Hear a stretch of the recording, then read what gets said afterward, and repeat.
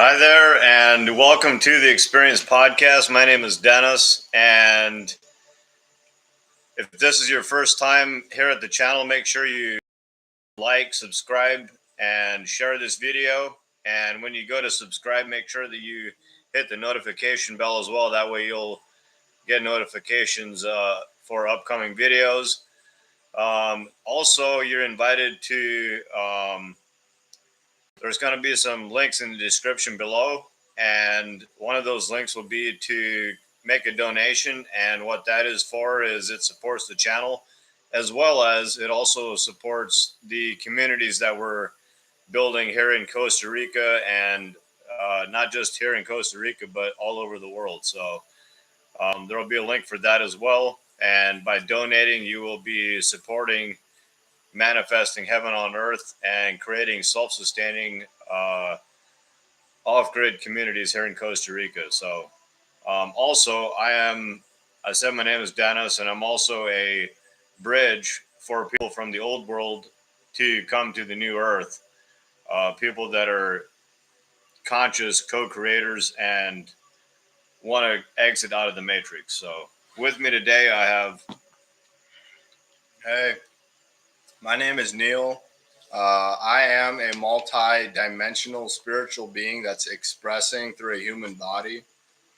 I'm a coach, and I assist conscious people in their 20s exit the matrix and be with their soul family. I'm here live, literally, like we're live, and you can be experiencing this live. And we're doing weekly live videos every Wednesday at 3 o'clock p.m. Central Standard Time. So be sure to tune in for this one as well as upcoming live streams. And additionally, I'm hosting a natural balance masterclass that the link's in the description. And this masterclass is occurring every Monday at 5 o'clock p.m. and it's a 1 hour masterclass. And have you ever felt unbalanced or incongruent with your words and your feelings and your actions? Well, I'm calling that unbalanced. And my intuition tells me that the only reason we become unbalanced is to regain balance.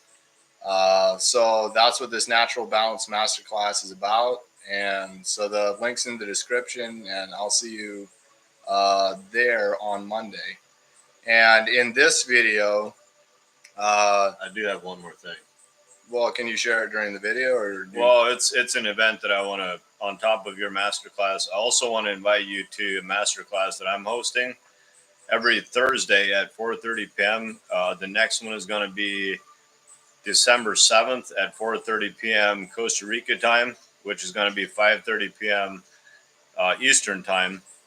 And the masterclass's name is Return to Nature Masterclass. And what we do there is we are vulnerable. We open the space with open hearts, and we share what's going on.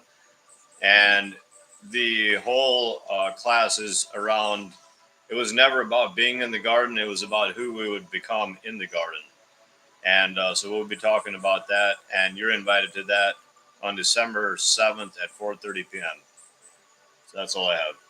In this video, what you're going to learn is 6 aspects to be and experience the present moment. So number 1 is you're actually going to not do something. And so number 1 is stop doing everything that's keeping you from experiencing the present moment. And because the present moment is the only thing that's exists, like literally, like the past is a memory, just literally as a memory, and the future is something to be imagined. So and in the present, when we're fully present, when we're here now, we're also there then. So the past and the future exist in the present. And so there's all these things, all these distractions, all these habits that we use to take us from being present to being distracted, to being entertained, to being somewhere other than exactly where we are, which is here now. And so the first theme is stop doing everything that's keeping you from the present moment. And this can be watching TV, this can be watching movies, this can be drinking alcohol, this can be whatever we use to distract ourselves. And it can be relationships. It can be codependent relationships to use those to keep us from experiencing the present moment. It can be gardening. Like literally, you can do gardening so you won't need to be in the present. Um, Whatever the thing is, it can be anything, and somebody who is present can use that same thing to be present. The difference is trying to get present by doing something or just being present and then doing something. So the first theme is stop doing everything that keeps you from being present. Um, the second theme that's coming up is to notice your breath and tune into your breath, because the breath is something that's occurring even when we're not aware that it's occurring. But when we become aware that it's occurring, we become present to the rise and the fall of our chest and even our stomach region. We become present to our physicality of what's actually happening in the physical body as this breath comes in. We become conscious of what's happening in our emotional state as we're breathing. So focusing and maintaining a steady breath, that's theme number 2. So, are there different ways to breathe? And if there are there better ways to breathe than others? It all depends on what you want to accomplish. Yes, there's many ways to breathe. Most people breathe from their chest, but breathing from your gut and all the way through the entire chi channel breath system is actually how you raise your sexual energy through your chakra system all the way to your crown to actually produce a state of charisma, to produce a state of knowing, to produce a state of gnosis, of knowledge, of wisdom, all related to breathing, raising the sexual energy, and experiencing that energy as the creative energy that it is. It's literally a creative force that resides within us, and it's one of the most powerful forces on the planet. So, noticing the breath, theme number 2. What do you got, Dennis?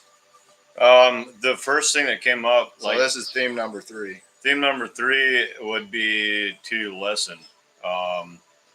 And when I'm speaking about listening, like I'm not only speaking about listening with your ears, I'm speaking about listening to where am I in the present moment in space and time, like listening to my body. Am I in peace, love, and joy? And if I'm not in peace, love, and joy, finding the roots cause of where that is coming from. Like if there's a tension in my gut or if there's pain in my body, those are all things that can distract us from being in the present moment. So, and also listening to the Holy Spirit, like listening to what God is communicating with us and not being up here, but being in our heart. So I feel like listening is one of those things that are paramount in being present. And when we're outside, like right now, Neal and I are outside in nature, and we can hear the birds and the leaves and the bird. I did say the birds once, but I'll say it again: the birds. Um, And listening can also be what is perceived to be silence, like when we just shut the fuck up and just be, like right now. And your mind's like, well, what's he gonna say next, or why'd you do that? Like when we just practice being silent and get rid of this and go into this and listen from that emptiness, that nothingness, that space, that void, that is a space where I've personally where God speaks for Dennis. So, and he speaks in many different ways, but those are the things. Listening for me is a very powerful way for me in my day to day moments to be present. That's what came up for me on the third thing. So going to number 4, stop doing and start being done. So how you actually be present is you exactly like you spoke to, Dennis. You get out of the circuitry of the brain, and you get into the heart, and you start to operate from the heart space. And when we're doing, it's mostly coming from the brain, and the doing going deeper. So it's coming from the brain, which is often the doing is coming from an egoic identity that we've created. For example, in this case, it would be Neal as this physical body, expressing these words as a male body on this podcast. That all that is like an egoic identity construction that I then can, if I identify with that, and I don't, I identify with all that ever has been, all that ever can be, and all that ever will be, because that's my true self. The egoic identity is the ideal self. That's who I present to the world. And this egoic identity is the one that does and is the doer. And it's the one that does to control and manipulate conversations, people, environments, situations. The ego's greatest joy is control and manipulation, and it accomplishes that by doing.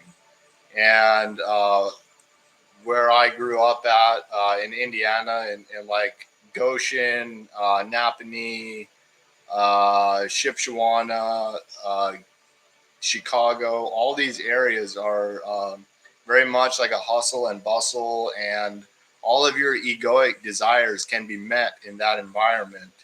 And the ego loves and thrives in that environment. And so how you so how do I stop doing? Well, I just start. I don't need to stop doing. I just need to not do. And people think like it's like you got to work to not do, but actually you just got to be, which is actually our natural state, and then you're not doing. So it's not about how to not do. It's just if you don't want to do, just don't do, and be. And then as you be and as you cultivate your being, what happens is that the doer that wants to do becomes aware that the being that is operating the doer is actually more, it has a greater degree of operation in actually not only operating the doer, but operating the words coming out of my mouth, operating the actions that the physical body is taking. And so, theme number 4 is stop doing and start being done. And the being done comes when you surrender to God.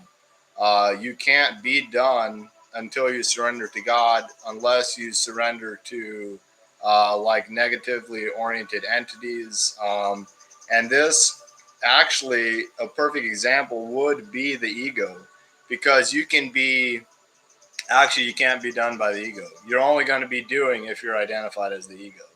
But when you surrender to God and you start to cultivate your being, God can then use you, and you can be done by God through you.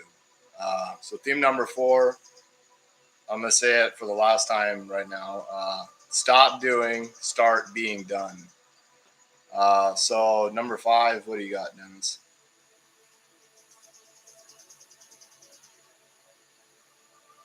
On being present. Feeling and experiencing the present moment. So we had breathing, listening, and stop doing and being done.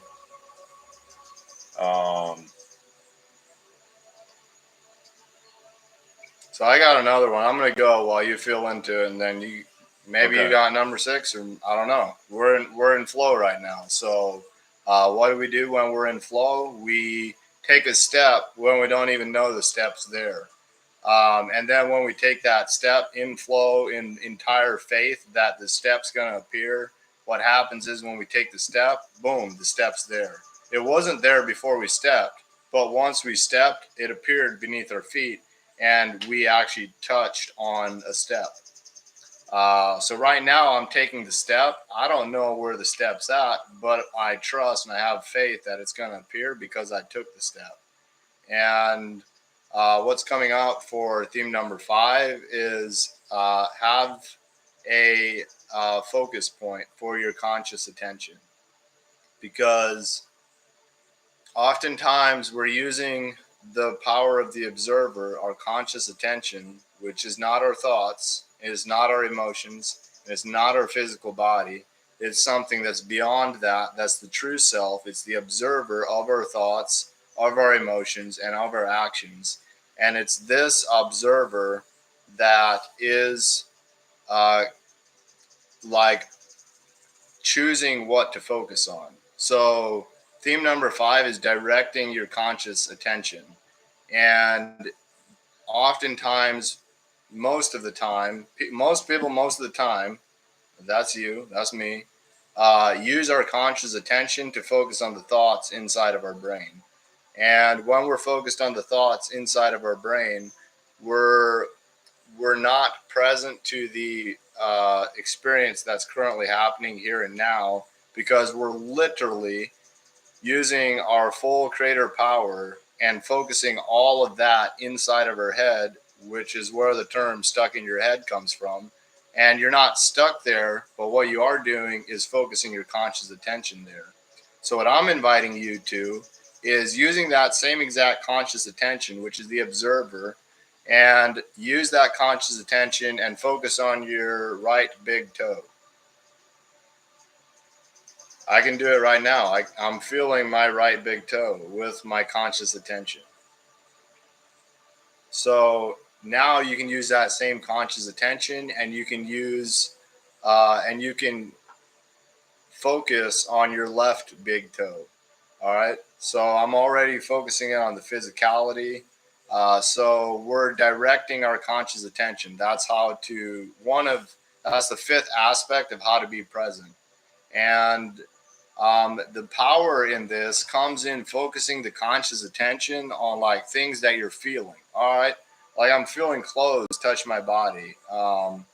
What does that feel like? Well, it feels soft. Well, what else? Well, they feel like loose, and it feels like I can move in these clothes. I just felt my finger. I'm still feeling my finger massage my ear. I feel that there's a soft touch there. I'm putting my conscious attention to this, bringing my conscious observer presence into the present moment. Another one of I'm going to speak to the most powerful place I've found to put my conscious attention is on my tongue. And specifically because the tongue has such a high degree of sensory input that can be received and interpreted by the body, such as like salt and sweet, hot and cold, is super sensitive. Like it's one of the highest sensory organs in the entire body. So when I put my conscious attention on my tongue, I can feel saliva on my tongue. I can taste peppermint. I currently have peppermint gum in my mouth. I can feel my teeth and they're smooth. And so I'm observing what I'm feeling using using directing my conscious attention, and as a byproduct, being present with the feelings that I'm experiencing in the present moment. And why this is so valuable is because to experience the present moment, um, to know and to not feel is to not experience. So, in order to experience, we've actually got to feel. So, if you start to feel literally what's going on with your physicality, what's going on emotionally within you, um, as you start to feel these things, you'll naturally cultivate presence. Uh, so, that's number 5 is directing your conscious attention. And going to number 6. So I really love the direction of this conversation. Like, this is so fucking good. Like this is gold, and I hope you guys are like totally internalizing and and embodying what Neal and I have been speaking about. Like, this is huge. This is God. Yeah, and as I was sitting here listening, I'm like, well, what does presence actually like? What does that feel like? And for me, presence is faith. It's being the bird on the branch and not being concerned about the branch because of the wings that we have. So it's complete faith in God. That's number 6? Yes, faith. And there's going to be some subcategories of where I'm going with this. But the number one thing is complete and total faith in taking the step when the step isn't there.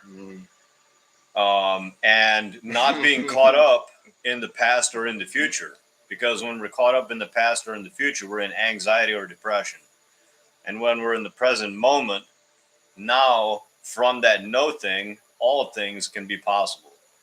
And if you've been a doer your whole life, as I have been in my past, this concept may be a little bit like, it may sound fucking woo woo, like, yo, Dennis, you're full of shit. I hear you. And I have been in that space. And what I've been learning and living and seeing through, oh, this is good too. And when we see, not just seeing with their eyes, but when we see with our imagination, what's within, as within, so without. So when we use that faith and we imagine what we want and what our desires are, what our hearts desire, and what's connected to what God wants for us and the direction that God's leading us, and we take that step in complete faith with God, knowing and trusting that He's going to provide for us. In surrender, these are the subcategories. So the subcategories are a complete surrender, completely surrendering all desires. So we have the thought, we have the desire, and we give gratitude to God for those desires, for the what our heart desires and our goals and etc. And then we give it to God without any attachment, without any outcomes, like no desires at that point, like literally surrendering all of that to God and having full faith in taking that step. That whatever, this could be as simple as manifesting food. It could be, like, for example, so we're here at Earth Waking Village here in Costa Rica, and there's a wedding coming up. And last week, I was like, well, I don't have a dress shirt to go to this wedding. And so I was like, it'd be nice to go get a shirt for this wedding because I want to look nice, right?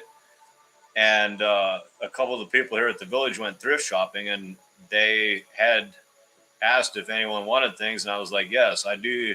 Like, look for some medium shorts for me. And So after they came back, they had this white shirt, this white dress shirt, and it was literally a thought that I had thought, and I never requested the white shirt.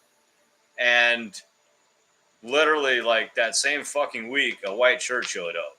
And I didn't have any attachments. I didn't have any desire at that point. Like I had actually completely forgotten about it. And then this white shirt just manifests. So that's an example of something that was an imagination within. I imagined it. I had a desire, and I wanted to look a certain way because these are my soul. This is my soul family, and boom. So faith, like having complete faith, and from that space, from that nothingness, all things are possible. And with this, with the completion of this, you now have a recipe for cultivating presence and manifesting whatever you're being called to as God through you. I love you, Dennis. I love you. Thank you for being here. Peace.